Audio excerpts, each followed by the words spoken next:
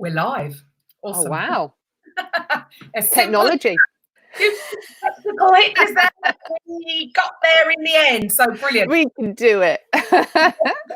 Well, there's a will, there's a way. So guys, welcome to today's day 2, where I'm going to be interviewing all of the speakers that are going to be part of the online summit, which is Take on the World Ladies, Look Good and Feel Amazing Evening Lockdown.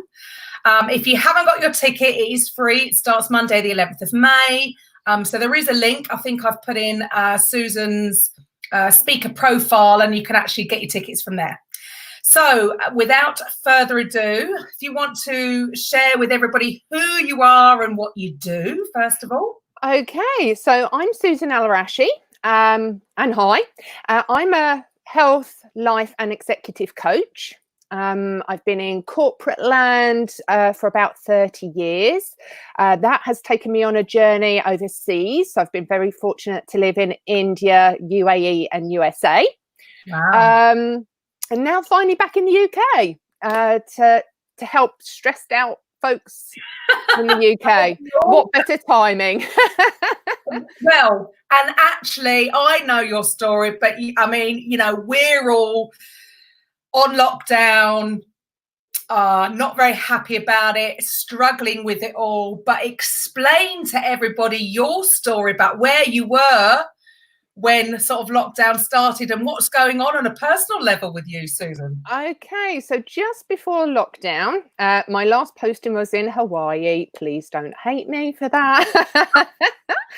And I guess, you know, that stress element really kind of kicks in around that time, because for me, you know, although I've lived in these wonderful places, it hasn't been without the odd blip along the way. So, you know, whilst in my professional world, I was using executive coaching, I started to study becoming a health coach. And it was really brought into practice when in recent years when I was living in Hawaii. But I just want to backtrack a little bit. The reason for me really going into the health coaching element was a few years ago, my parents, as they were getting older, were starting to come up with, you know, those ailments, collecting more and more tablets along the way. And the doctor at that point had suggested health and fitness regime. And wow. I noticed my dad really thrived during that. He loved it, you know, but he'd been a sports person when he was younger. My mum, not so much. And I guess as a coach, I became a little bit more curious around why that might happen, you know, because you would think if you know, struggling with diabetes and all these things, you do something about it, right? Yeah. So I probably wasn't very empathetic at that point. I have to confess, I am now. You want the best for them, right? Absolutely. It came from a good place. And then sadly, my mum's illnesses became worse and she got cancer. And I got really curious around health, nutrition at that time. So that's where the health coaching came through. And I think it was when I hit a little blip in Hawaii. You know, I was living there when visas were becoming harder to keep or getting to keep due to things that are happening in the US. So that was adding pressure. My parents had both passed away by then. And, you know, things weren't going great at work. Gotta be said. And due to these lovely things, you can be on call 24/7, right? And you know, that really was starting to cause me an awful lot of stress, and I didn't realize until I thought, okay, I've got to get this stress back into control. And I started to do some deep breathing exercises, and my rib cage actually hurt, and I was thinking, oh, this isn't a good look. So the interesting thing, and I think what was my aha moment, if you like, at that point was when you're going through periods of challenge, whether it's with your health, whether it's through stress, you actually can take on more to deal with it. You know, when I've dealt with minor stress before, I'd be got to get down the gym, going to do boot camp, and you know, to get endorphins going, etc. And we look after ourselves better. But when you get to a certain point, it becomes much harder. And that was a real realization for me. And I started with some little techniques and looking after myself, because I thought if this continues, I don't know where this is going to go, Karen.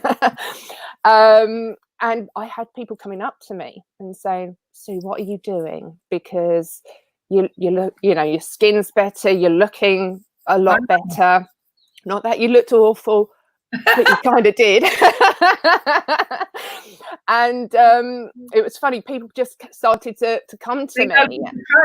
They noticed the change in you. They noticed the change, and it was just taking manageable steps, So I started really working with people. This wasn't in a business way. I just wanted to help people that were around me. But I was kind of attracting a lot of stressed out professionals who were on that road to burnout. There's plenty, right? And you were in a perfect environment for that, I suppose. Yeah, absolutely.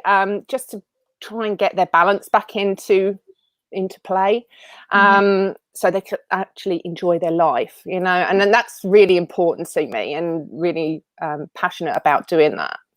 And that's really what health coaching is about, is really getting into that, the reason why we are where we are.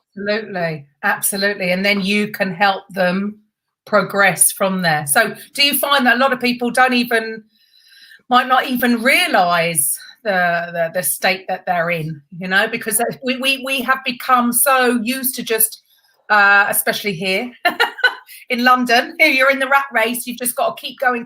It's only when somebody sort of brings it to the surface that they may realize that something needs to change. Was that right? Oh, absolutely. Our brain tries to protect us as well, and gives us coping mechanisms. It gives us that hit of energy to keep going, that fight and flight response. Love it, but it can take us on that journey. We can't live in that constantly, can we? Right? No.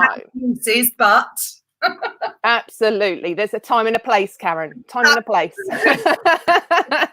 And I mean, how do you feel? Do you feel that with obviously what's going on at the moment, do you think more people are starting to live in that unhealthy if it's for too long, right, in that space of the fight or flight because of what's going on? I think that they are, absolutely. I think there's a lot more things, we're watching the media an awful lot more, and I always say, don't be informed, but don't be inundated. I'm like an hour a day girl. I've got all the stats I need to know. Thank you very much. I'm with you there 100%. And personally, I didn't in the beginning. The first couple of weeks I found myself caught up in it, and it was actually my own children that brought me out of it, saying, hang on, Mum, you told us not to dwell on this negative stuff. It's a reminder. Not practicing what you preach, Mum. And I totally wasn't, and I felt myself really badly dipping. So you're so right there. We need to be informed, yes, of what's going on, but not inundated. So what are you going to be sharing? How are you going to be helping all those out there that might be feeling a little bit like that on this summit? Okay, so in that first week where we were watching an awful lot of news, I had a lot of clients, a lot of friends going, so I keep going like a zombie to the pantry. Why is this happening to me? So I decided to focus on that element, because there's so many emotions around, and I'm going to give you some hints and tips to identify when this is happening. I think what's been lovely is when we have been on lockdown, there's people that we love around us that have been going, oh, hello, think you might want to deal with a certain scenario. Not sure what it is, but there's something going on for you. And so I'm going to kind of help you identify that and how to move through that stress, and what might your triggers be for that emotional eating. Awesome. Okay. I think there are, myself included, I have to say, I'm aware, I'm definitely, I mean, drinker. I don't know which one is worse. I reach for the Prosecco, and then the Prosecco, God, I'll reach for anything then. So yeah, we're not alone, are we? No, we're not alone. And I'm not suggesting to anyone that they give up everything they love, because it'll come back in abundance. But what I do want you to kind of understand what those triggers are, so, you know, we can make an informed decision. When we want to go for the Prosecco for the right reasons, fine, go for the Prosecco. When we're out, yeah, we may need to have cocktail evening on a Friday or something whilst we're on lockdown, but not every day. But not every day, and watching the clock to see if it's cocktail hour. So brilliant. So that's, you're going to be speaking about, so emotional eating and how to overcome it. So which is really what this whole summit is about, is to give you guys tips and tools from all these wonderful experts. And, you know, if you just hear one thing that's going to help you snap out of maybe a habit that you're not, you know, is not serving you, right? Or anything to improve things, because, you know, this isn't going to last forever. How are you coping, Susan, being on lockdown? How are you finding it? Oh, it's so easy. No. I'd love to say I'm perky all the time, but we're human beings, right? And there's that something that is either triggered on the TV, or, you know, you're speaking to your loved ones, and occasionally you find yourself and I think this is a key. I've taught emotional intelligence for a long time, and one thing that people always think is, don't show emotion. No, actually, your emotions are there for a reason. Whenever I'm sensing an emotion that's not good, that's telling me something, and I need to get back on the map. Deal with it, move on. Yeah. So there'll be some tips and techniques on how to do that. I have put a free self-care guide in there, so you can create your own self-care menu. And then at this time, I really want to be of service to people. So you'll be able to access some time with me to see if working together is a great thing for us to do. And then I'm offering a free coaching sessions, because very often people don't know what coaching is all about, especially when it comes down to their health.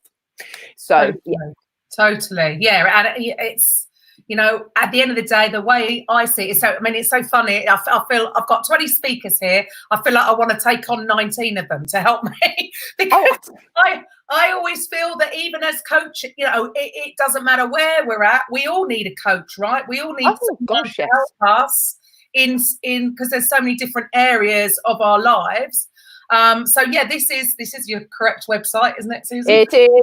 Spot on. So if you want to connect with Susan even before the summit, feel free to check out her website. I have put a link to her speaker profile up in so it'll probably be above this video, where you can see a little bit more about how you can connect with her via email, Facebook, or whatever other social media platform she has will be there. And then obviously, if you haven't actually registered for your ticket on Eventbrite, it is free. There is an upsell if you want an Access All Areas pass. At the moment, it's only £25. That lasts until Monday, which means, because obviously there's 4 speakers a day over 5 days, if you're going to miss any, or you want the recordings of any, then you'll get lifetime access to all the recordings. So thank you very much, Susan, for sharing.